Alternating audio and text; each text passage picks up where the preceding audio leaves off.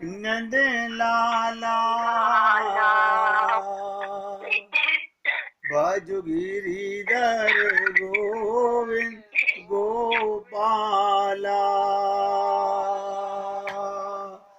भज गिरिधर गोविंद गोपाला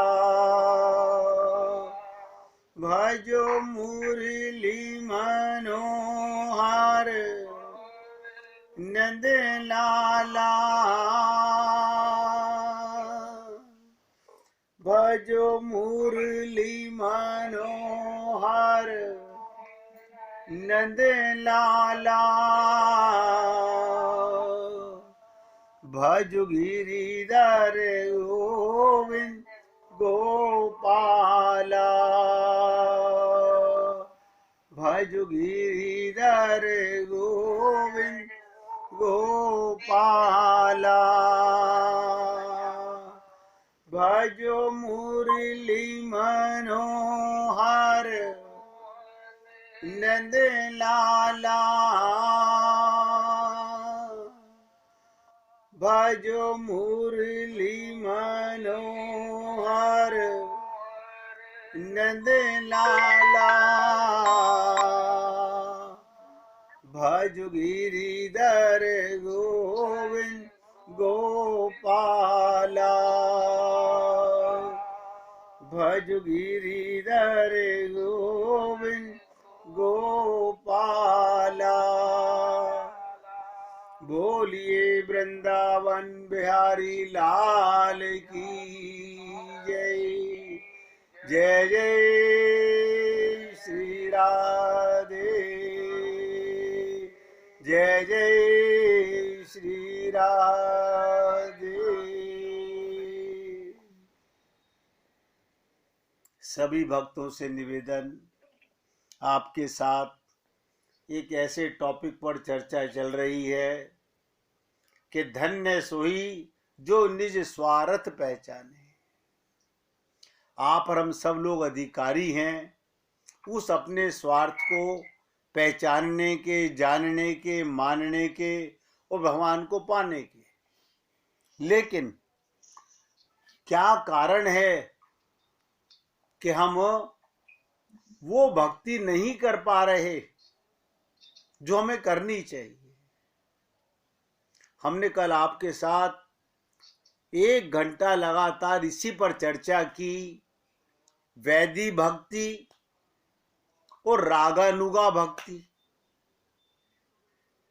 हमने कहा वैदी भक्ति में बहुत नियम हैं, बहुत कायदे कानून हैं और उसमें कामयाबी 1% है। और रागानुगा भक्ति कल आपसे बहुत खुल के इस पर चर्चा हो चुकी है। इसमें कोई नियम नहीं है। हमने ये भी आपसे नियम की बात की, कोई नियम का पालन भी आवश्यक नहीं। जहां हो, जैसे हो, जिस तरह से हो, बस अपने को भगवान का मानना और सदा भगवान को महसूस करना, मानना और महसूस करना। आप कहेंगे महसूस कैसे करें? अरे वही तो है अपने अंदर, बाकी सब तो आपने घुसाया हुआ है। ये तो बाहर का संसार आपने अंदर बसाया हुआ है, उसे बसाने की जरूरत नहीं है, वो तो पहले से विराजमान है। और भगवान ने कितनी बड़ी छूट दी कि जाकी रही भावना जैसी। मैंने आपसे बहुत बार निवेदन ये बात कर चुका, आपको जैसे भगवान से संबंध पसंद हो, संसार में भी तो कोई संबंध पसंद होगा ना, वो रिश्ता भगवान के साथ मान लो। किसी ने हमसे प्रश्न किया कि आप मोह को मना करते हो और प्रेम को बताने का प्रयत्न करते हो, तो मोह में और प्रेम में अंतर क्या है? मैंने कहा चलिए अच्छा है, किसी भक्त ने ये बात पूछी तो सही कि मोह किसे कहते हैं और प्रेम किसे कहते हैं। ध्यान दीजिएगा, हमें पता नहीं चलता, मोह के अंदर हमारा स्वार्थ छिपा होता है, वो दिव्य स्वार्थ नहीं होता, वो माइक स्वार्थ है। और प्रेम में स्वार्थ नहीं होता, सेवा देना होता है। ये बात रट लो, मोह में स्वार्थ छिपा है और प्रेम माने देना। आप संसार में किसी से प्रेम कीजिए, लेकिन उससे चाहें कुछ ना, तभी समझिएगा सच्चा प्रेम है। अगर आप कुछ चाहते हैं तो वो प्रेम नहीं, वो व्यापार है, वो टोटल स्वार्थ है। कल हमने आपके साथ रागानुगा भक्ति में बहुत लंबी चर्चा करने का प्रयत्न किया कि आप और हम लोग समझ पाएं। उसके लिए कहीं जाने की आवश्यकता नहीं है, केवल भावना से। और भगवान उस भक्ति को सबसे सरल,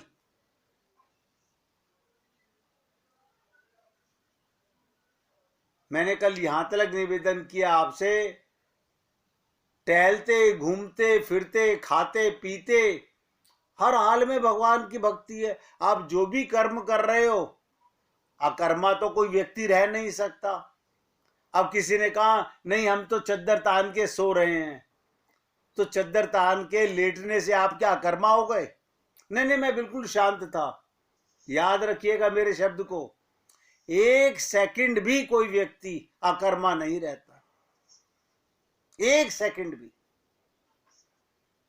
बिना सोचे रह ही नहीं सकता, कुछ ना कुछ सोचेगा।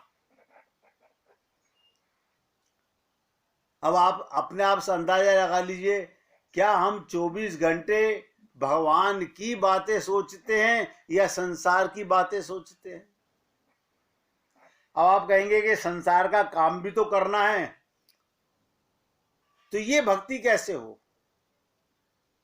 भगवान श्री कृष्ण ने कहा प्रत्येक कर्म मेरे निमित्त करो तो सेवा। सच मायने में कर्म वही है जो भगवान के निमित्त किया जाए।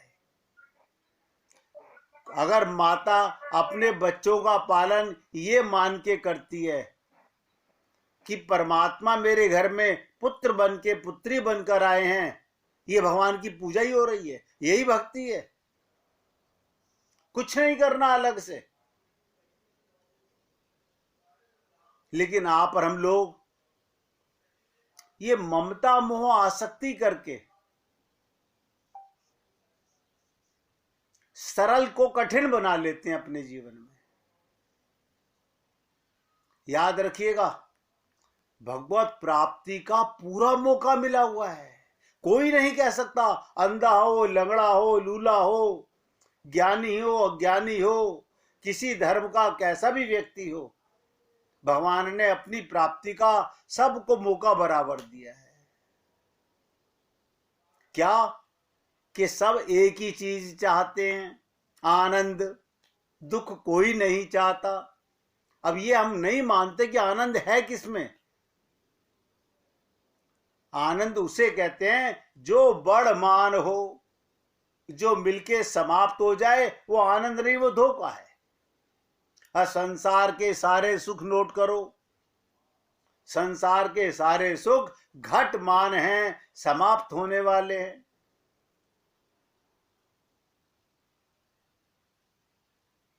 अब और ध्यान से सुनिएगा, आप भगवान के साथ राग करो या द्वेष करो। अच्छा, द्वेष भी कर सकते हैं, हां कर सकते हो। कंस ने क्या किया था, शिशुपाल ने क्या किया था, पूतना ने क्या किया था, ये जितने राक्षस हुए इन्होंने भगवान के साथ क्या किया, द्वेष किया, सबको भगवान मिल गए।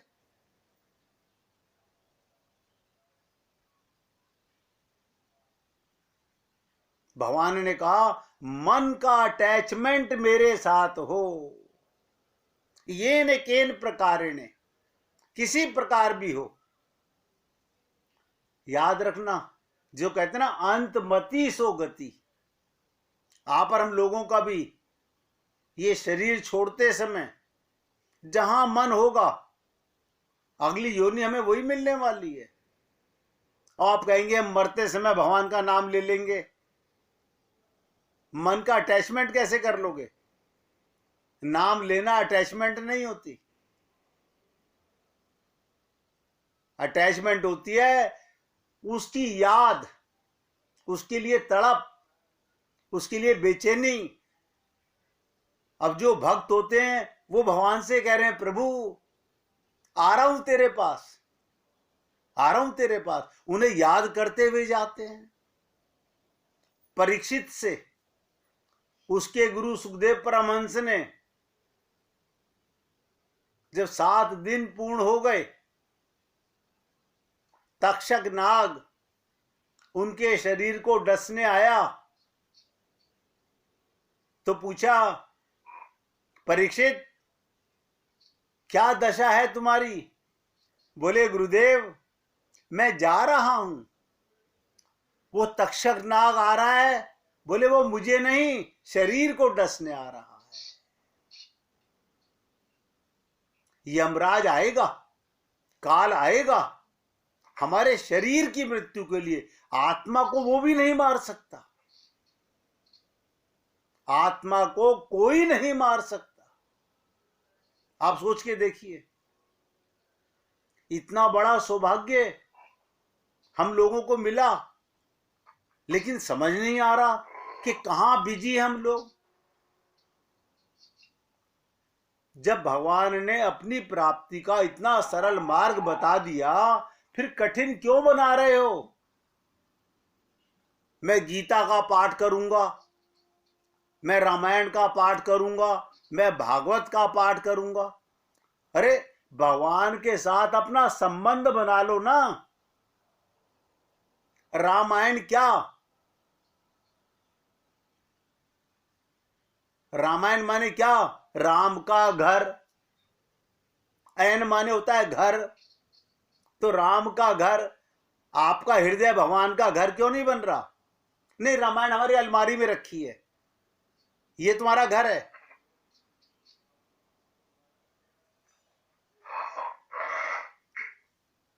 हमने कहा था कल, बहुत डिटेल में आपके साथ चर्चा की कि भक्ति देवी के प्राकट्य होने के प्रारंभिक लक्षण क्या होते हैं।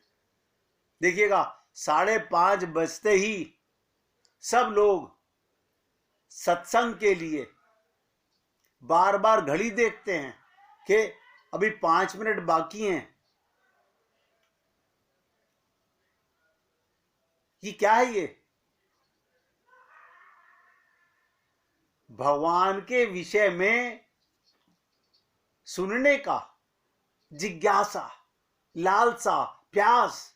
ऐसे में भोजन भी अच्छा ना लगे। कोई आपसे बोले अरे हमने भोजन बना दिया था, भोजन बाद में करेंगे। क्यों? शरीर का भोजन करते करते तो मर गए दुनिया, आत्मा का भोजन कब करोगे? सत्संग आत्मा का भोजन है। तो मैंने कल आपसे निवेदन किया था, ये बात दोबारा रिपीट करने जा रहा हूं। आप भी कहेंगे दोबारा क्यों? इसलिए इतनी सरल बात, भगवान को पाने का लक्षण क्या है।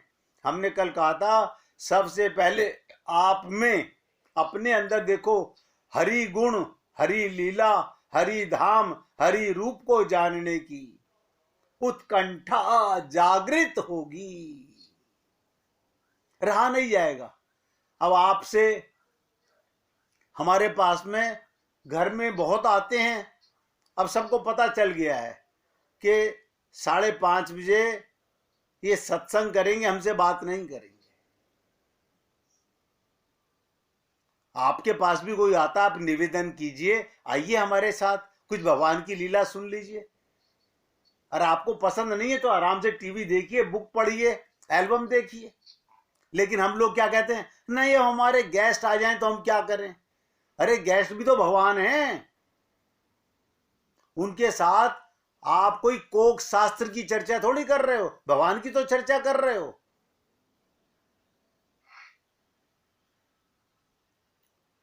ये जिज्ञासा नहीं लोगों के अंदर। आपका मन हरि और हरि गुरु की कथा में लगने लगे, मन लगने लगे। अभी लगाना पड़ता है। देखिएगा, जब शुरू में आप लोग सुनने लगे होगे, जब भी शुरू किया होगा तो एकदम से मन नहीं लगने लगा होगा। 1-1.25 घंटा, अरे बाबा 1 मिनट आदमी 1 मिनट में 50 बातें सोच लेता है। 1 मिनट में 60 सेकंड होती हैं, और 60 सेकंड में कितने विचार आते जाते हैं। लेकिन धीरे धीरे रे मना, धीरे धीरे ही सब कुछ होए। आप और हम लोगों का मन एकदम से नहीं लगा। हमारा मन भी चंचल था। जैसे बच्चे को नर्सरी में एडमिशन कराओ तो पहले दिन जाकर के क्लास में बैठता नहीं, कभी टेढ़ा होगा, कभी मेढ़ा होगा, कभी उठेगा, कभी बैठेगा, बार बार सोचेगा कि घंटी कब बजे, मैं घर कब जाऊं। अब तो हमें याद है, जब आमने सामने बैठ के सत्संग करते थे तो भक्त लोग कहते थे 2 घंटे खत्म हो गए, समय का पता ना चले।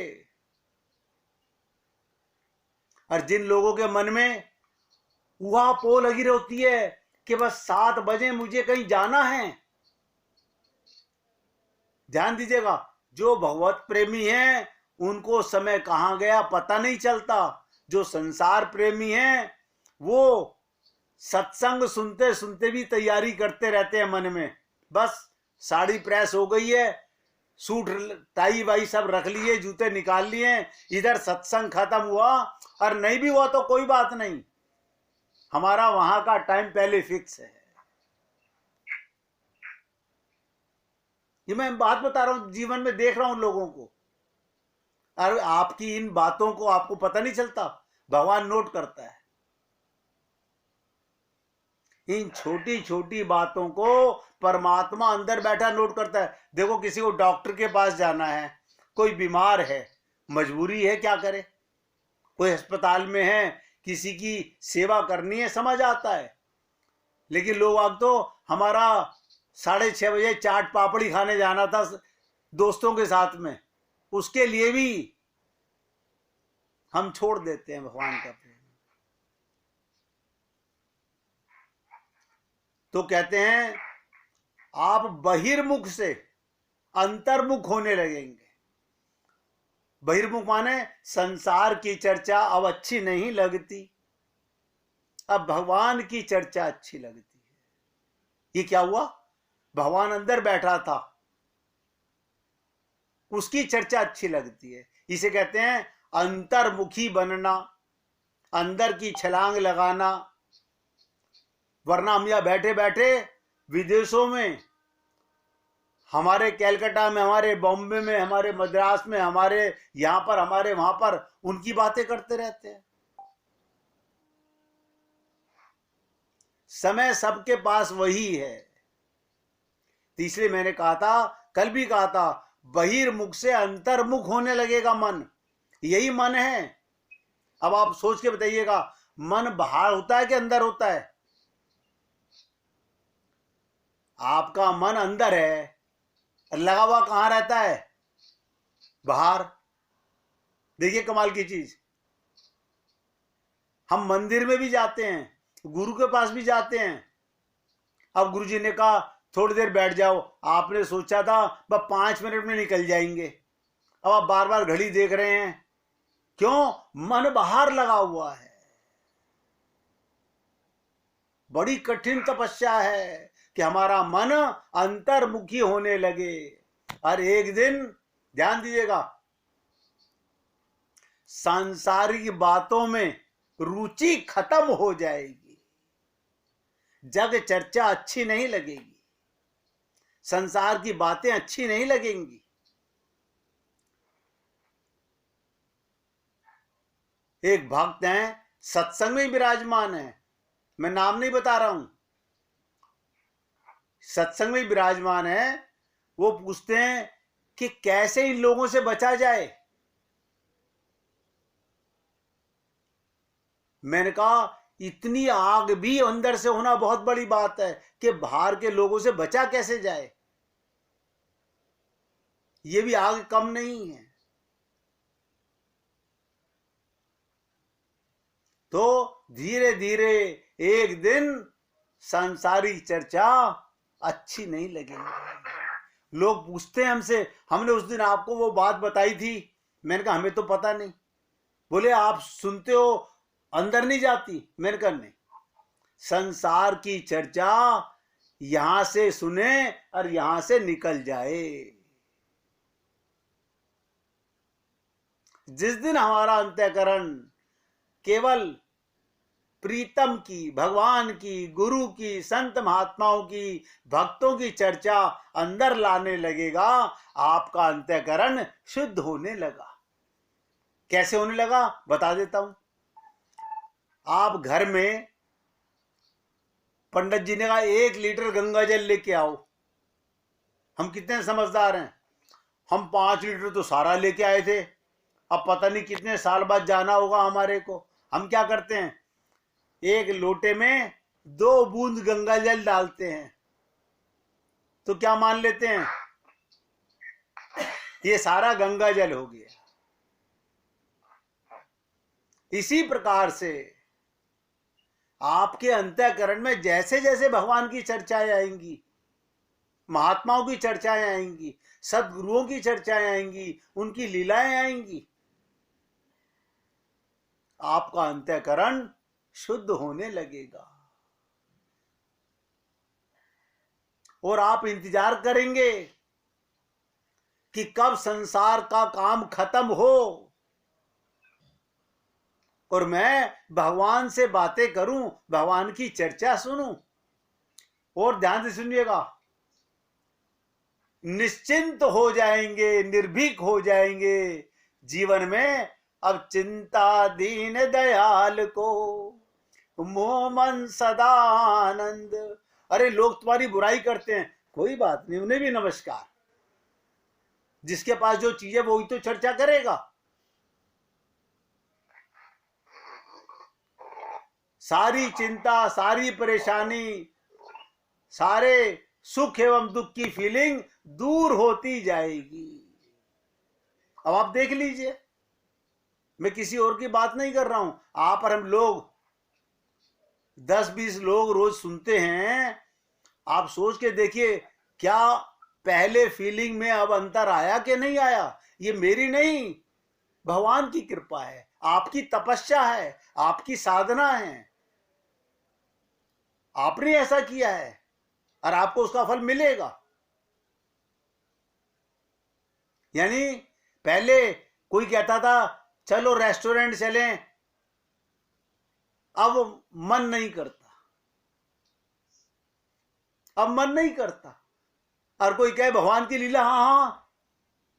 बीमार भी व्यक्ति कहता रे बीमार मेरा शरीर है, कान थोड़ी बीमार है, लेट के भी सुन सकते हो, कोई नियम नहीं है।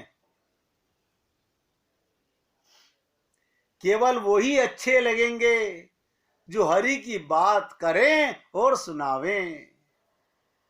जब हरि चर्चा मन को भाने लगे तो समझ लीजिए मेरा मन हरि का पान पसंद करता है।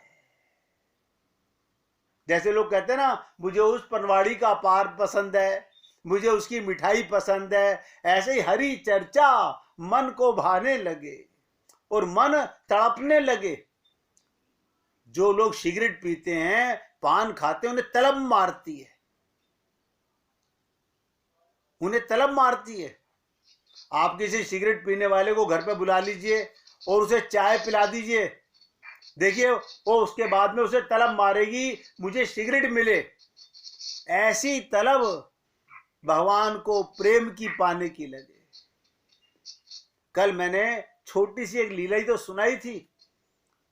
मीना जी ने क्या कहा कि वो भजन सुनवा दो, कि गावत गुण गो पाल निरंतर, त्रिगन अश्रु बरसाइए, आहो हरि ओ दिन कब आइए। अरे शरीर की चिंता ही खत्म हो जाए, मन में किसी के प्रति दुर्भावना नहीं आएगी।